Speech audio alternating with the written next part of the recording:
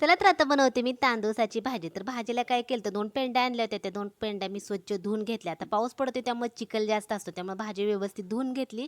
आता प्रत्येकाची करायची पद्धत सारखीच असते असं नाही. कोण-कोण डायरेक्ट पण फोडणी देतं. पण मला तशी आवडत नाही भाजी. त्यामुळे मी काय केलं थोडंसं पाणी घातलं आणि उगाच थोडीशी शिजवून घ्यायची. शिजवून झालं की पाणी साईडला काढायचं. भाजी सगळी पिळून घ्यायची आणि पिळून घेतलेली भाजी एका ताटामध्ये काढायची. आता लगेचच मला फोडणी द्यायची होती. त्यामुळे आता मी कढई गरम करून घेणार आहे आणि भाजी एकदम सिंपल करते. जेवढी सिंपल अशी भाजी असेल ना, तर तेवढी भाजी छान लागते. तर आता इथं कढईमध्ये तेल घालते आणि तेल घालून लसूण भरपूर असा वापरायचा.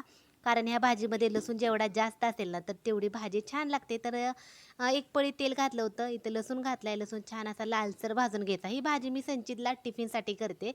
आणि जी पिळून घेतलेली भाजी आहे ना, तर ती मिक्स करायची. डाळ वगैरे, शेंगदाण्याचा कूट अजिबात काहीच घालायचं नाही. फक्त लसूण आणि मीठ घालायचं.